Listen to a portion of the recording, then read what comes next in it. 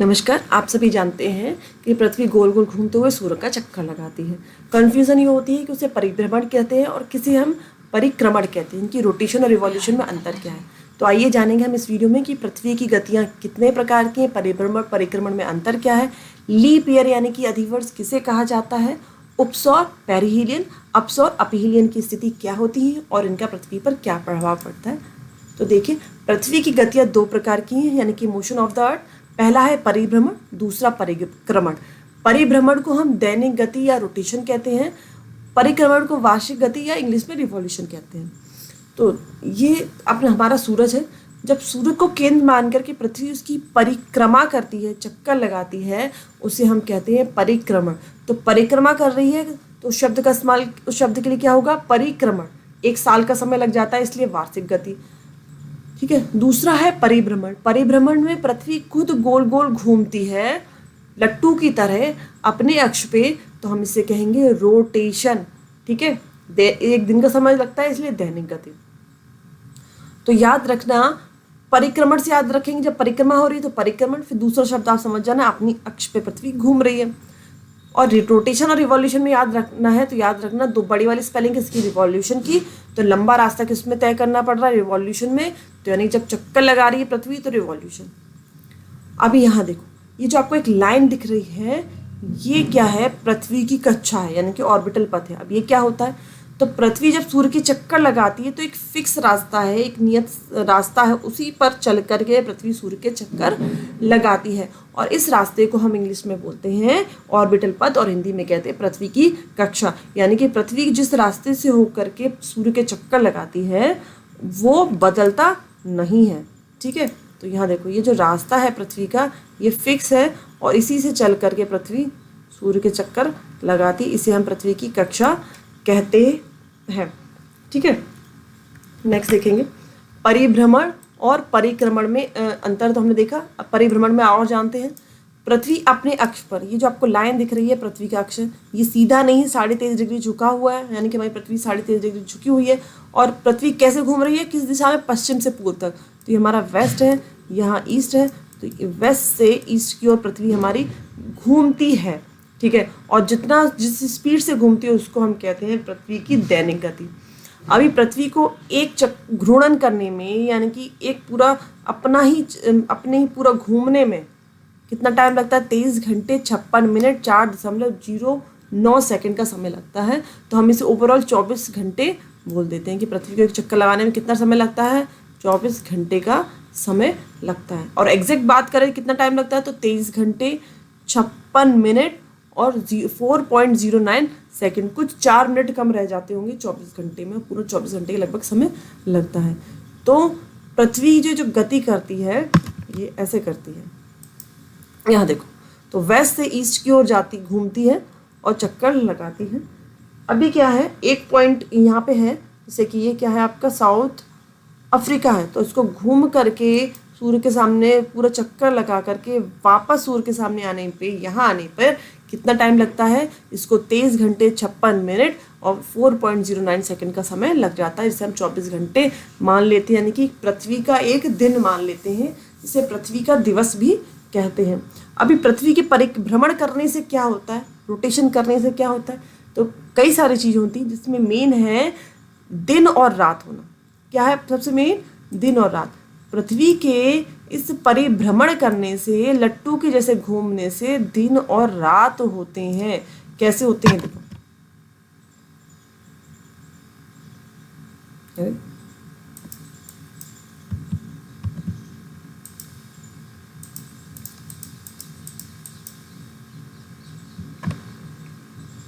ये चल ही नहीं पा रहा, अभी यहाँ नहीं हो पा रहा, देखो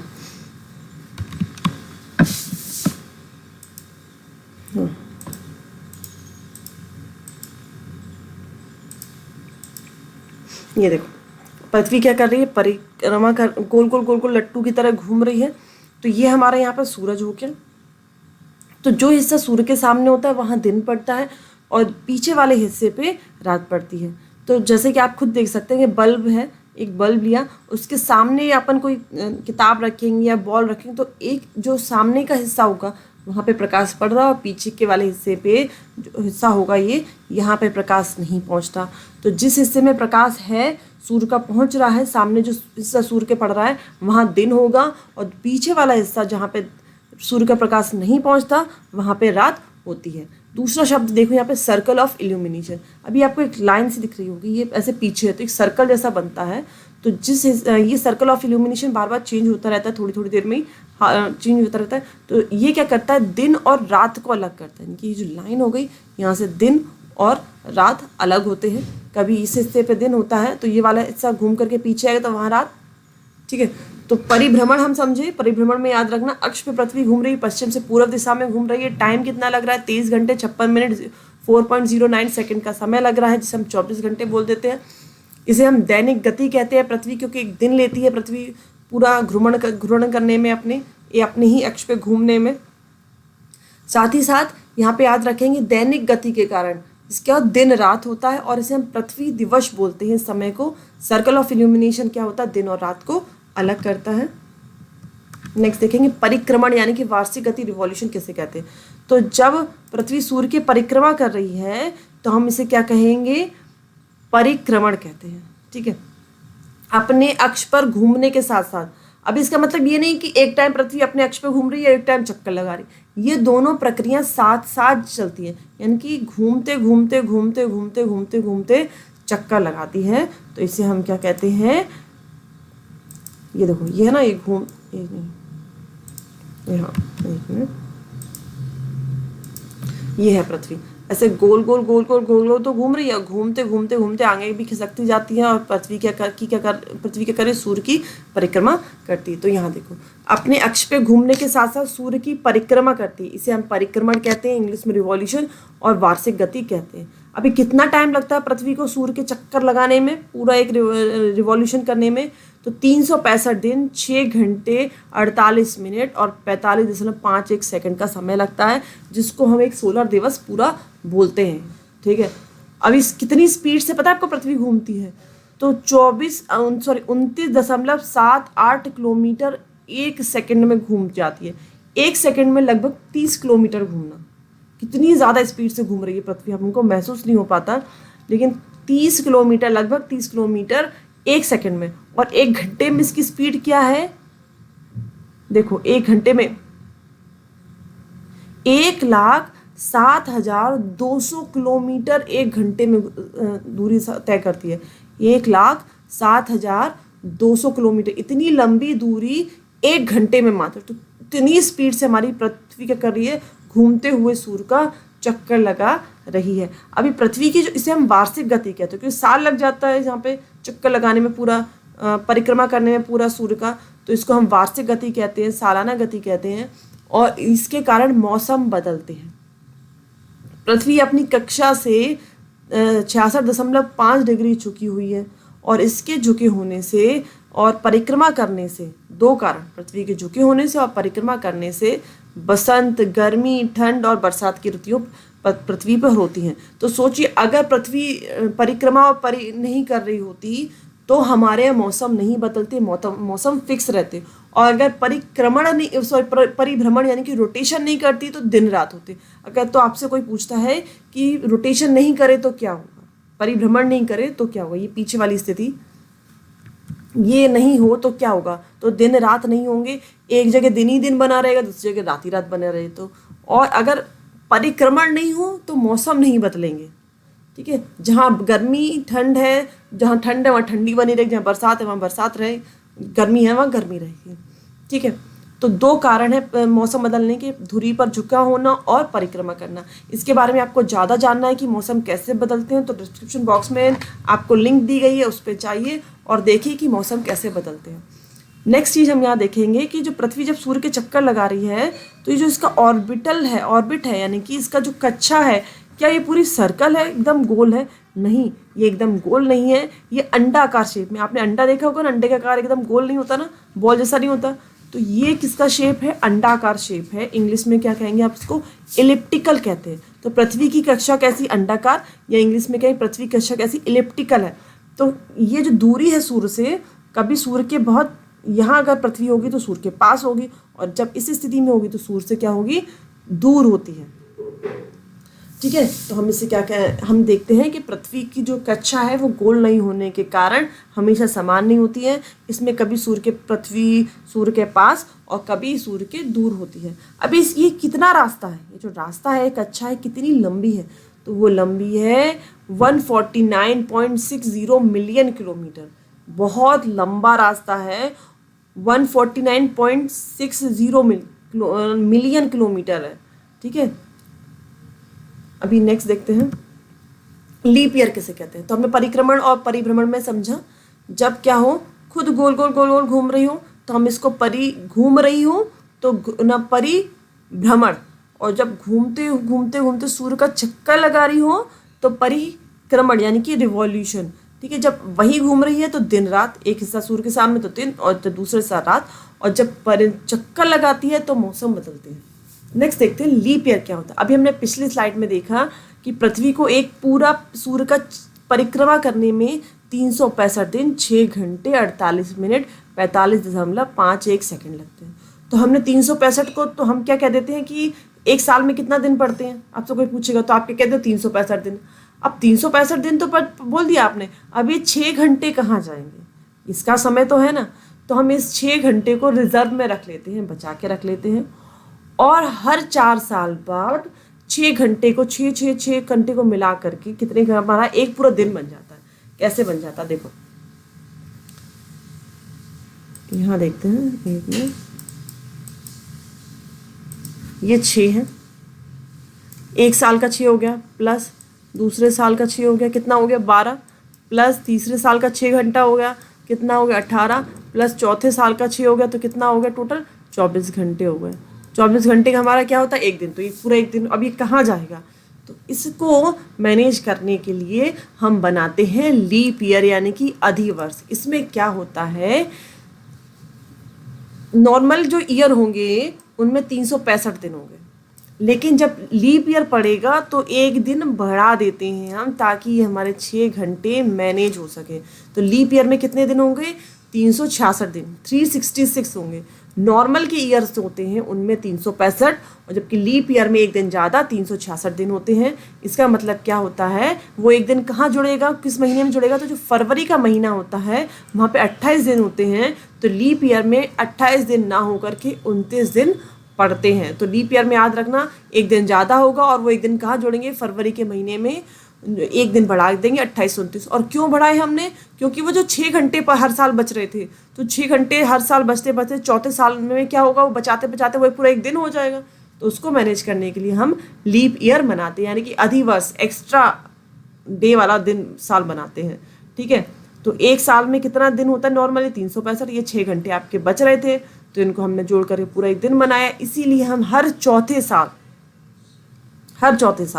इसमें 365 है, इसमें 365 है, इसमें 365 है, लेकिन ये चौथा साल जब पड़ेगा तब इसमें 366, फिर 365 365 300, फिर चौथा साल पड़ेगा, फिर उसमें 366 दिन होंगे। तो हर 4 साल बाद आपका क्या होगा, अधिवर्ष पड़ेगा। अब आपको समझ में आया अधिवर्ष क्या होता है। अधिवर्ष वो वर्ष जिसमें 365 की जगह 366 दिन होंगे, फरवरी में 28 की जगह 29 दिन होंगे। क्यों होंगे, क्योंकि जब पृथ्वी परिक्रमा करती है सूर्य के चक्कर तो 365 और 6 घंटे 48 मिनट एक्स्ट्रा होते हैं। अब ये 6 घंटे कहाँ जाएंगे, तो 6 घंटे हर 4 साल बाद एक पूरा दिन बन जाता है, और हम इसको उसमें किसमें ऐड कर देते हैं। इसी वर्ष को हम लीप ईयर कहते हैं। हमें पता कैसे चलेगा कि वो ईयर लीप ईयर है कि नहीं है, तो जैसे कि मान लो कोई भी लीप ईयर ले लो, जैसे 2000 ले लो, 2000 लिया हमने, 2000 में हम 4 का भाग करेंगे। अगर पूरा भाग जाता है और आपका नीचे कोई भी पॉइंट में आंसर ना आए या फिर कोई भी रिमाइंडर ना बचे, तो हम इसको क्या कह देंगे, भैया लीप ईयर है। देखो 4 से पूरा चला गया 2000, 500 आया है, कोई दशमलव में आया नहीं, तो ये 2000 क्या था, लीप ईयर था। अभी 2021 चल रहा है, इसको चेक करो, 2021 का हमने 4 से दिया तो 500.25 आया, पूरा भाग नहीं गया, तो 2021 आपका लीप ईयर नहीं है। अब अगला लीप ईयर कब पड़ेगा, 21 नहीं है, 22 को करके देखो नहीं जाएगा, 23 को करके देखो नहीं जाएगा, फिर आप 24 को करोगे तो आपका चला जाएगा। तो यानी कि 24 क्या है, 20-24 जो आपकी पड़ेगी वो आपका अगला लीप ईयर होगी। इससे पहले लीप ईयर आपका कब पड़ा था, 2020 में पड़ा था, पिछली साल आपका लीप ईयर था, याद हो आपको, क्योंकि हम इसका भाग देंगे तो पूरा चला जाएगा, 505 आएगा, तो तो यानी कि 4 से भाग देंगे और पूरा भाग जब चला जाएगा, कोई नीचे रिमाइंडर नहीं बचेगा, तो आप समझ जाइए वो साल आपका क्या है, लीप ईयर है। नेक्स्ट देखो, हमने आपको बताया था हमारी पृथ्वी का पाथ कैसा है आपका पाथ, इलिप्टिकल है, सर्कल नहीं है। तो इसमें क्या होता है, कभी पृथ्वी सूर्य के पास होगी और कभी पृथ्वी सूर्य के से दूर होती है। अभी याद रखना 2 शब्द हैं, जब पास होगी तो पेरिहीलियन शब्द इस्तेमाल होता है, यानी कि उपसौर, ठीक है, और जब दूर होगी तो अपेहीलियन यानी कि अपसौर। तो इंग्लिश में याद रखने में बिल्कुल सिंपल है, पेरिहीलियन और अपेरिहीलियन क्या है, पृथ्वी से सूर्य की दूरी पर स्थिति, यानी कि जब पृथ्वी सूर्य के सबसे ज़्यादा निकट होगी अपने ऑर्बिट में चलते चलते, जब पास में होगी सबसे ज़्यादा पास में, तो अपन इसको पेरिहीलियन, पास और पेरिहीलियन याद रखना। तो पेरिहीलियन में क्या होगा, पृथ्वी पास में होगी। दूसरा शब्द बचा एपिहीलियन, तो इसमें पृथ्वी क्या सबसे ज़्यादा दूरी पर होगी। सूर्य और पृथ्वी के बीच में दूरी जब सबसे ज़्यादा होती है तो उसको एपिहीलियन कहते हैं, और जब सूर्य और पृथ्वी की दूरी सबसे कम होती है तो यानी कि पास होगी तो एपिहीलियन उसे हम कहते हैं, ठीक है। पृथ्वी पे और सूर्य के बीच में कितनी दूरी देखो, 147.1 मिलियन किलोमीटर है, यानी कि पास है, दूरी बहुत ज़्यादा है, लेकिन जब जो एवरेज दूरी है उसके हिसाब से पृथ्वी पास में है तो पेरिहीलियन, और 152.1 मिलियन किलोमीटर की दूरी यानी कि दूर है पृथ्वी, दोनों की तुलना की जाए तो यहाँ दूर है और यहाँ पास है, तो जब दूर है तो एपिहीलियन। तो देखो पृथ्वी सूर्य के चारों तरफ घूमती है, घूमने का जो मार्ग है वो कैसा है, ऑर्बिट कैसा है, उसका कक्षा कैसी है, अंडाकार है, इसे दीर्घवृत्त भी बोलते हैं। इसीलिए पृथ्वी अपनी कक्षा में घूमने के क्रम में वर्ष में एक बार सूर्य के सबसे समीप और दूसरी बार सूर्य के सबसे ज़्यादा दूर होती है। तो जब पास है तो पेरिहीलियन को हिंदी में उपसौर कहेंगे, और जब दूर है तो अपेहीलियन यानी कि अपसौर। तो पास से आप रखें, पास पेरिहीलियन, पृथ्वी पास कब होगी तो पेरिहीलियन वाली कंडीशन, दूसरी वाली दूर वाली हो जाएगी अपनी आप। अब ये जो लाइन है, ये पास और दूर वाली जो लाइन तय करती है, इस लाइन को हम क्या कहते हैं, अपसाइड कहते हैं। क्या कहते हैं, अपसाइड, एप ए और साइड, अपसाइड कहते हैं, ठीक है। तो ये कब पास होती कब दूर, तो 3 जनवरी को पृथ्वी सबसे सूर्य के पास होगी। तो अब सूर्य के पास होगी तो अगर आप सूर्य के पास होंगे तो क्या होगा, गर्मी ज़्यादा होगी, ज़्यादा ऊर्जा मिलेगी, और जब आप दूर होंगी तो पृथ्वी को ऊर्जा कम मिलेगी, गर्मी कम मिलेगी। तो देखो अभी इसको और समझ लेते हैं।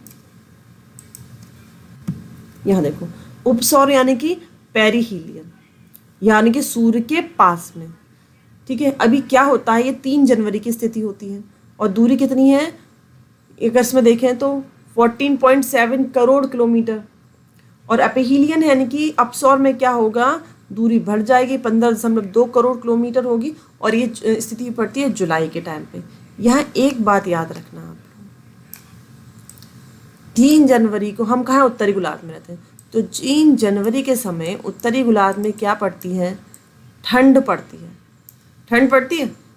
तो ठंड पड़ती है, लेकिन पृथ्वी तो पास में है, सूरज के इस समय में पास में है, तो इससे क्या होता है, हम जो उत्तरी गोलार्ध में इस समय ठंड का मौसम होता है, तो पृथ्वी के पास होने के कारण उतनी ज़्यादा भयंकर ठंड नहीं पड़ती उत्तरी गोलार्ध में, ठीक है, जितनी पड़ सकती अगर नहीं होती पास में। तो 3 जनवरी के टाइम उत्तरी गोलार्ध में क्या होगा, सर्दियों का मौसम होता है, लेकिन सूर्य के नज़दीक होने के कारण उतनी भीषण सर्दियाँ नहीं पड़ती और हम लोग बच जाते हैं।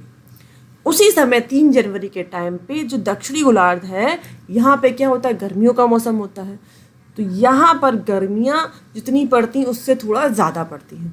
तो उत्तरी गोलार्ध को इससे बहुत फ़ायदा रहता है, यानी कि ठंड जितनी ज़्यादा भीषण पड़ती उतनी भीषण नहीं पड़ती, तो थोड़ा राहत मिल जाती है।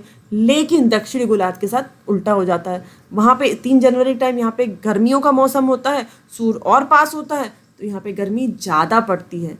और जब दूर होता है 4 जुलाई के टाइम पे, ठीक है, तो हमारे यहाँ पे क्या होती है, गर्मियों का मौसम होता है, तो उत्तरी गोलार्ध में इतनी भीषण गर्मियाँ नहीं पड़ती, जबकि दक्षिणी गोलार्ध में सर्दियों का मौसम होता है वो ज़्यादा पड़ती है। तो ये जो फ़ायदा किसको ज़्यादा रहता है, उत्तरी गोलार्ध को। सर्दियाँ ज़्यादा सर्दी नहीं होती क्योंकि पास में है सूरज, तो उसकी गर्मी मिलती है, थोड़ा बहुत फ़र्क पड़ता ही है।